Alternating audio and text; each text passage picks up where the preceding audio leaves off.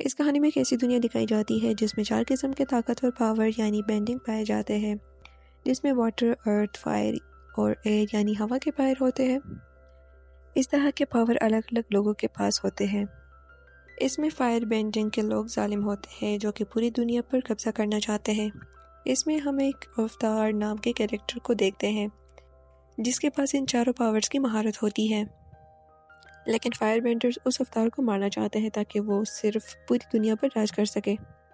इसके बाद हम एंग नाम के छोटे से लड़के को देखते हैं जो कि एक एयर बेंडर होता है और वो अपने हवाई मंदिर में खेल रहा होता है।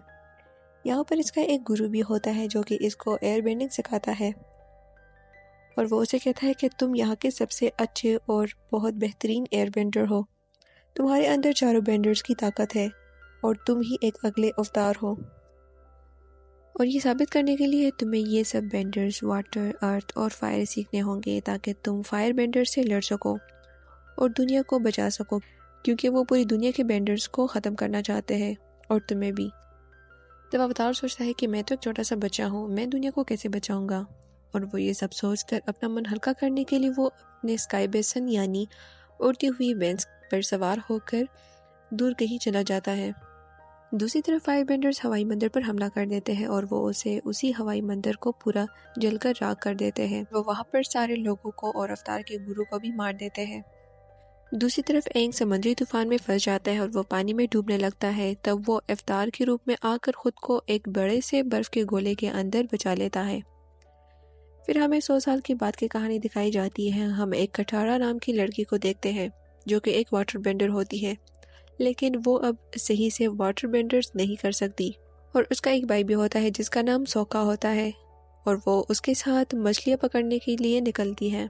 वहाँ पर इन दोनों को कुछ आहट महसूस होती है और वो अपनी कशी से नीचे गिर जाते हैं। जब ये पीछे देखते हैं तो बर्फ के एक बड़े से गोले से रोशनी निकल रही होती है। इससे वही एंग नाम का लड़का निकलता है जिसने इससे पहले सीन में अपनी जान बचाने के लिए एक बर्फ के गोले में अपने आप को और अपने स्काई बेसन को छुपा कर रखा था। वहाँ पर उसको होश आ जाता है। तब कटारा और सोका उसको अपने साथ अपने गांव लेकर जाते हैं। वहाँ पर वो सब इनकी देखभाल करते हैं। दूसरी सीन में हम यहाँ पर फायर बेंडर के एक राजकुमार को देखते हैं जिसका नाम जूको होता है और वो अवतार को पकड़ना चाहता है ताकि वो अपने बाप को ये साबित करे कि वो अब एक बड़ा फायर बेंडर बन चुका है, ताकि वो अपने बाप के बाद इस पूरी दुनिया पर राज कर सके। और यहाँ पर जुको का चाचा भी होता है, वो उसकी हिफाजत करने के लिए उसके साथ घूमता है। यहाँ पर जुको ने वो रोशनी भी देख ली होती है और वो उसका पीछा करता है। दूसरी तरफ एंग को होश आ जाता है और वो सबको कहता है कि मैं कहाँ पर हूँ। यहाँ पर कटारा की नानी उसे बताती है कि तुम एयर बेंडर कैसे जिंदा रह चुके हो, क्योंकि पिछले 100 सालों से किसी ने एयर बेंडर को नहीं देखा। फायर बेंडर्स ने इस दुनिया के सारे बेंडर्स को मार दिया है, लेकिन सिर्फ एक तुम ही बचे हो और मुझे लगता है कि तुम ही इस सदी के अवतार हो। और वो ये सुनकर बहुत हैरान हो जाता है। तब सोका उसे यहाँ से जाने का कहता है क्योंकि वो एंग को पसंद नहीं करता। वो सोचता है कि इसकी वजह से हम सारे गांव वाले खतरे में पड़ सकते हैं। तब यहाँ पर जुको यानी फायर बेंडर आ जाते हैं अवतार को पकड़ने के लिए और वो उसी बर्फीले गांव पर हमला करते हैं। तब एंग वहाँ पर आकर खुद को उनके हवाले कर देता है ताकि वो गांव वालों को कोई भी नुकसान ना पहुंचा सके। यहाँ पर जुको के सिपाही उनको अपने साथ लेकर जाते हैं। जुको अवतार को अपने जहाज में कैद कर लेता है, लेकिन अवतार अपने एयर बेंडिंग से सिपाही के पॉकेट से चाबी चुरा लेता है और अपने आप को वहाँ से निकाल देता है।